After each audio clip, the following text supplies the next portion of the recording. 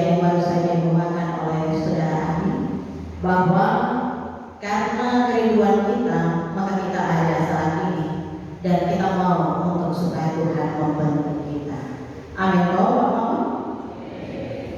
Baik, Bapak saudara diberkati oleh Tuhan kita Yesus Kristus. Tema bagi kita dalam renungan pembukaan sidang Majelis Mahasiswa Tumpang Timur yang ke-52. Belajarlah pada Kristus, tunaikanlah pelayanan. Belajarlah pada Kristus, tunaikanlah pelayanan. Jemaat yang diberkati dalam Tuhan kita Yesus Kristus, pada hakikatnya manusia tidak bisa hidup sendiri. Yang oleh para sosiolog disebut bahwa manusia sebagai makhluk sosial. Dalam ilmu sosiologi, makhluk sosial adalah sebuah konsep ideologis di mana masyarakat atau struktur sosial dipandang sebagai sebuah organisme hidup, di mana organisme sosial ini memiliki fungsi yang mempertahankan stabilitas dan kekompakan dari organisme, yaitu manusia bergantung satu sama lain untuk menjaga keutuhan masyarakat. Karena itulah kita memahami bahwa seseorang perlu hidup bersama dalam interaksi dengan orang lain. Atau dengan kata lain, tidak ada seorang pun yang dapat hidup seorang diri tanpa membutuhkan orang lain. Sama seperti yang kita saksikan pada kesempatan ini, bahwa kehadiran kita ada di sini sebagai panggilan kita dalam status makhluk sosial. Untuk kita mensukseskan persidangan kelas Tumpang Timur yang ke-52, kita tidak bisa berjalan sendiri, atau kita tidak bisa mengandalkan kemampuan kita sendiri, tetapi kita membutuhkan orang lain. Nah, Bapak saudara yang Tuhan Yesus kasihi, rupanya hidup bersama dengan orang lain ini bukan hal yang mudah. Karena orang lain bisa menjadi musuh, dan sendiri kita pun juga bisa berdiri sebagai orang yang memusuhi orang lain. Ada kalanya teman atau kenalan, tetangga, bahkan saudara dan rekan sepelayanan dapat berubah menjadi saingan atau lawan yang kita anggap mengancam posisi kita. Hubungan baik bisa berubah menjadi permusuhan, percekcokan, perselisihan, bahkan tidak sedikit mengakibatkan perpecahan dalam persekutuan gereja Tuhan. Pada siang hari ini, dari teks Alkitab Filipi pasal 2 ayat 1 hingga ayat 11, jemaat Filipi berada dalam ancaman perselisihan dan perpecahan. Itu artinya bahwa gereja yang berdiri di atas iman pada Yesus Kristus, yang telah dirintis melalui karya pelayanan Rasul Paulus yang luar biasa, tidak terlepas dari tantangan ini. Apalagi dengan kita. Realita hidup dalam persekutuan gereja Tuhan, hal itu pun juga kita alami. Ibu bapak yang diberkati dalam Tuhan kita Yesus Kristus, namun yang kita memahami realita yang demikian bukan berarti bahwa kita berpikir namanya perselisihan, namanya perpecahan itu hal yang wajar atau hal yang biasa di mana-mana terjadi. Jadi kalau kita sidang ataupun kita rapat, apabila ada perbedaan pendapat, perselisihan, bahkan menimbulkan perpecahan, kita tidak bisa hanya sekedar bilang bahwa itu hal yang biasa. Paulus dalam surat ini mengajak jemaat di Filipi untuk supaya sehati, sepikir, dalam satu kasih, satu jiwa, dan satu tujuan. Bahkan dalam pasal 4 ayat 2 secara jelas Paulus menyebutkan ada dua orang wanita, Euodia dan Sintike, agar supaya mereka sehati dan sepikir di dalam Tuhan. Jemaat yang Tuhan Yesus kasihi, Maka pertanyaan sederhana bagi kita, bagaimana kita menyikapi keadaan ini? Bukan hanya kita dituntut untuk menyelesaikan, tetapi sebisa mungkin kita mencegah hal tersebut. Hari ini keluarga besar Klasis Bank Timur, kita ada di dalam persidangan Klasis Majelis Klasis yang ke-52. Tentunya ketika kita melihat konteks kita untuk ada dalam persidangan, kita tidak lupa untuk angka 52 yang ada di tema ini. Karena itu mengingat akan usia persidangan Majelis Klasis yang ke-52, tentunya kita bersidang bukan dalam aras usia yang masih terbilang muda, tetapi kita bersidang di dalam aras usia yang sudah ada kematangan. Karena itu, ketika kita bersidang menentukan program strategis pelayanan di tahun 2023, maka tentu usia kita yang semakin dewasa harus berbanding lurus dengan kualitas kita. Bapak-bapak saudara yang Tuhan Yesus berkati, karena itu perlu kita berefleksi bersama untuk melihat sejumlah program pelayanan yang telah kita lakukan pada tahun 2022. Sejauh apa kita sudah melangkah, sehebat apa kita melakukan pencapaian yang sudah diraih. Tentunya kemuliaan hanyalah untuk Tuhan. Kalau kemuliaan untuk Tuhan, maka pastinya kita tidak lagi akan bilang bahwa untuk karena beta ada di posisi seperti itu, untuk karena ada hadirnya kita di situ. Tetapi barulah kita belajar, kita boleh berkata untuk ada Tuhan, Tuhan yang maha hadir, Tuhan yang memberkati pelayanan kita. Pendeta boleh saja berganti, setiap perpindahan masuk keluar pendeta, bahkan pada tua di akhir pengajar, dan setiap jemaat boleh berganti secara setiap minggu, ataupun karena unsur-unsur persoalan lainnya dalam persekutuan jemaat. Tetapi hal esensi, hal yang paling mendasar adalah pelayanan kita tidak akan terganti. Teknis pelayanan boleh berganti, tetapi masa pelayanan kita dari waktu ke waktu, dari zaman masa milenial sampai pada masa generasi alfa saat ini, tentu pendekatan pelayanan juga berbeda. Tetapi dasar atau prinsip pelayanan, prinsip persekutuan tidak bisa berubah.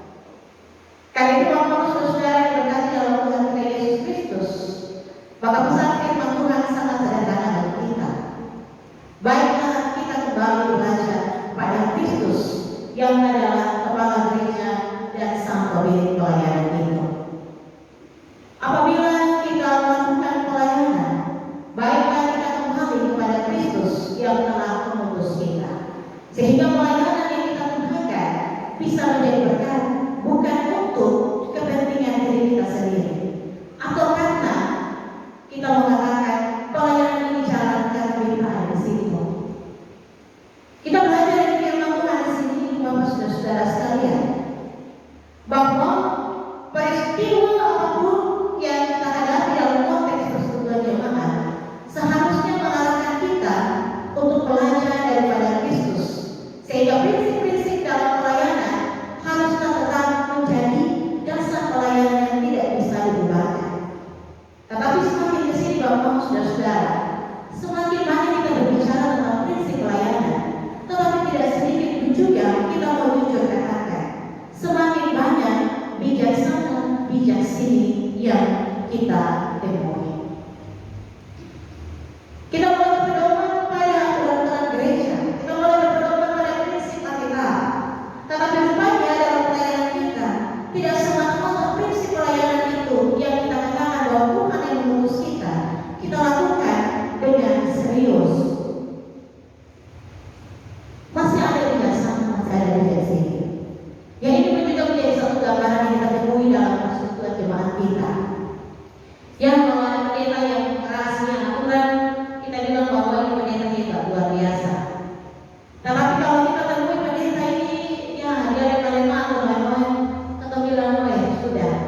Ini pendeta kalau ini yang ada mengelola Satria. Jadi posisi kita sebagai pelayan-pelayan Tuhan selalu ada dalam satu konteks yang dilematis.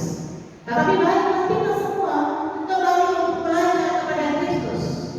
Karena ketika kita belajar dari Kristus, maka pelayanan kita akan dilakukan dengan maksimal. Ibu bapak saudara yang diberkati dalam Tuhan Yesus Kristus, karena itu baiklah mari kita belajar untuk tidak melakukan toleransi dalam tanda kutip sebagai suatu kebiasaan yang membiasakan apa yang tidak pantas untuk kita berpegang pada prinsip pelayanan kita. Janganlah kita menjadi kompromi dengan dosa sehingga kita seolah menggambarkan bahwa Allah yang kita sembah adalah Allah yang seolah nikmat. Karena pelayanan kita sesungguhnya pun menunjukkan siapa Allah yang telah mengutus kita di dalam pelayanan. Ibu bapak saudara yang Tuhan Yesus kasihi, Yesus Kristus sendiri pun dalam kerendahan hatinya, ia memilih untuk mengosongkan dirinya. Dia menjadi sama dengan manusia, bahkan dia menghabis semua hutang dosa kita ditanggung oleh Dia. Bapak-bapak saudara-saudara yang Tuhan berkati, jika kita membaca bagian firman ini, siapakah kita yang sebenarnya bisa mengacukan tangan untuk katakan bahwa saya pantas ada di dalam garis pelayanan itu? Sesungguhnya semua kehadiran kita di sini tidak lain adalah karena Tuhan Allah telah mengosongkan dirinya dan kemudian pelayanan kita ada di dalam barisan pelayanan. Kita sebagai manusia berdosa, tetapi bukan berarti untuk kita toleransi terhadap prinsip-prinsip pelayanan. Karena apabila semakin banyak toleransi, tentu persidangan-persidangan kita hanya akan menjadi wacana yang selesai di tempat. Tetapi Tuhan mau mengingatkan kepada kita melalui firman-Nya, mari kita kembali belajar kepada Kristus. Apabila kita sungguh memahami panggilan kita, maka kita mampu untuk tidak hanya menjadi gereja yang penuh dengan wacana, tetapi gereja yang penuh dengan aksi. Bapak-bapak saudara yang diberkati dalam Tuhan kita Yesus Kristus, sebelum kita ada dan memulai sidang majelis klasis Tumpang Timur selama 3 hari sesuai dengan yang dijadwalkan bagi kita, 2 pasal firman Tuhan sederhana bagi kita. Mari kita belajar pada keberadaan Kristus. Kalau kita omong seperti ini, sekretariat Bapak Pendeta, Presiden, semua sudah tahu. Kerendahan hati. Jangan membawa keangkuhan di dalam pelayanan. Tunjukkan ketaatan sebagaimana Kristus taat sampai mati.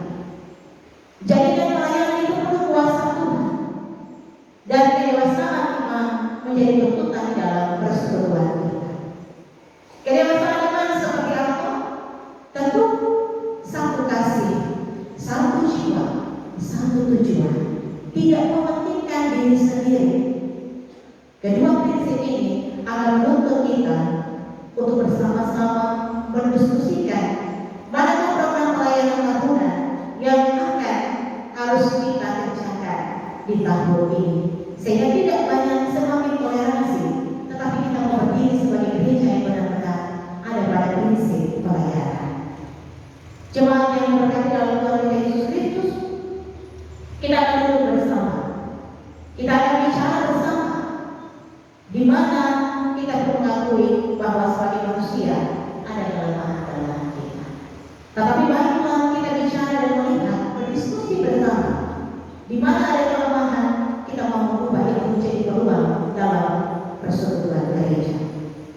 Di mana ada ajak saling untuk dapat memberikan yang terbaik, baiklah kita persembahkan itu untuk kemuliaan Tuhan, bukan untuk saling mengukur seorang akan yang lain. Di mana ada ancaman yang tidak bisa kita pisahkan dalam hidup persekutuan jemaat, kita mau mengubah itu menjadi kesempatan, bukan untuk saling menilai, tetapi mau untuk saling memotivasi satu dengan yang lain. Gereja kita, Klasis Tumpang Timur semakin dewasa, memberi pesan, jikalau saja kita mau melakukan perubahan melalui kehadiran diri kita sendiri, maka kita mampu untuk melahirkan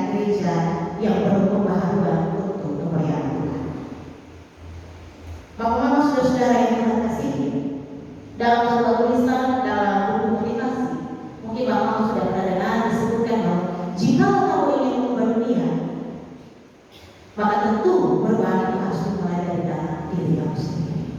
Tidak bisa kita menuntut perubahan yang besar tanpa kita mulai dari prinsip hidup kita sebagai seorang orang Tuhan.